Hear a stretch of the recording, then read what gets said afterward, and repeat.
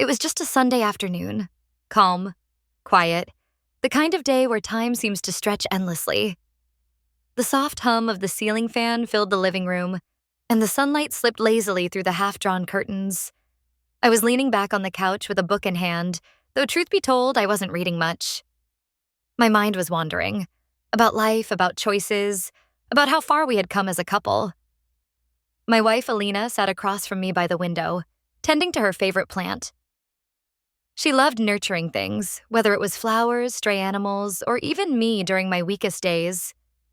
She had this quiet strength, an unshakable presence that made our home more than just walls and furniture.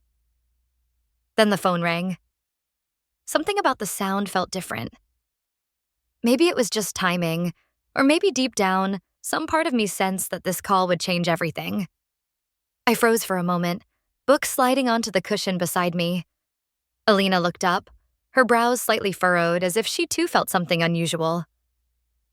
I picked up the phone, and as soon as I heard the voice on the other side, my heart sank. My throat went dry.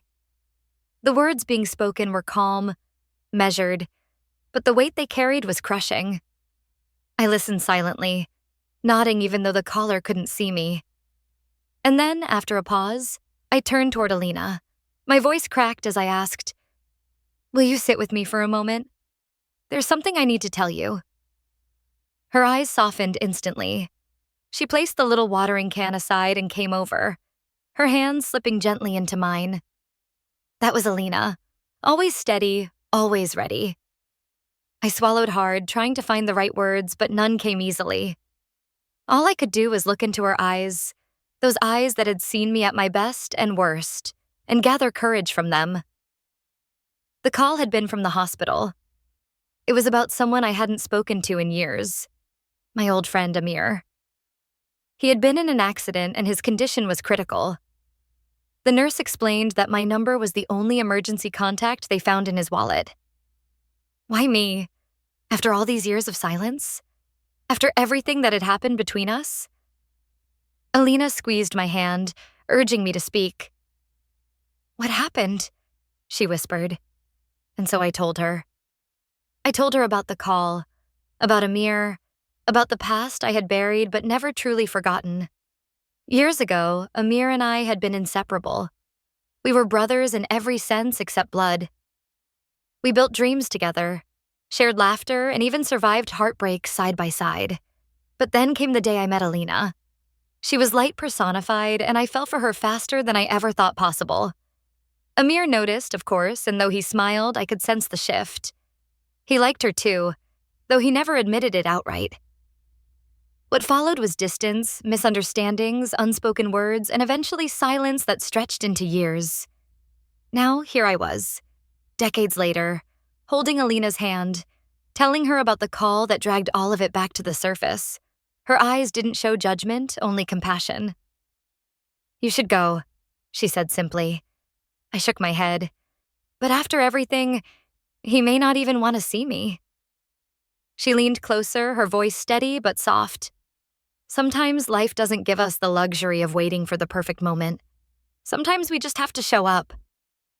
"If this were you, wouldn't you want him to come?" Her words hit me like truth always does, sharp, undeniable, but freeing. And in that moment, I realized why I had asked her, why I needed her guidance. Alina had always been my compass, pointing me toward the better choice, the braver path. That Sunday afternoon became a turning point. We drove together to the hospital, the air heavy with silence.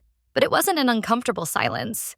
It was the kind that wraps around you, reminding you that you're not alone. My hand stayed in hers as we walked through those cold corridors, each step echoing louder than the last. When we reached Amir's room, I hesitated. Through the small glass panel on the door, I saw him. Frail, pale, nothing like the vibrant boy I once knew. Machines beeped steadily beside him, a reminder that time was precious. Alina gave my hand one last squeeze. "Go," she said. "I'll be right here." I stepped inside. My footsteps must have stirred him because his eyes fluttered open. For a moment, confusion clouded them, but then recognition dawned. His lips curved into the faintest smile. I didn't think you'd come, he whispered, his voice weak but filled with something I hadn't heard in years. Warmth. Pulling the chair close. Neither did I admitted. What followed was not a grand reunion or dramatic outpouring of emotions. It was quieter, more fragile, but deeply human. We talked about the past, about mistakes, about how foolish pride had cost us years of friendship. I told him about Alina, how she had been my anchor, my strength. He listened, eyes glistening, and then he said something I'll never forget. You chose well. She was always the one meant for you. Tears stung my eyes, but I let them fall. Sometimes words don't need to be wrapped in pride. Sometimes honesty is enough. Hours later, when Amir's breathing grew shallow, I held his hand. I wasn't sure if he could still hear me, but I said the words anyway. I never stopped caring, brother. I'm sorry for everything. And then, with a soft sigh, he was gone. I walked out of the room feeling both broken and healed. Alina was waiting just as she had promised, and when our eyes met, I knew she understood everything without me saying a word. She simply reached out, and I leaned into her embrace, realizing once again how lucky I was to have her.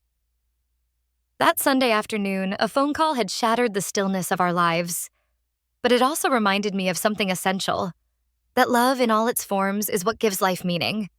Whether it's the love of a friend, the love of a partner, or even the love we find again after years of silence, it's what carries us through. Back home, as the sun dipped low and painted the sky in hues of gold and crimson, I sat with Alina on the porch. We didn't speak much. We didn't need to. Her head rested lightly on my shoulder, and I thought about the fragile thread that connects us all.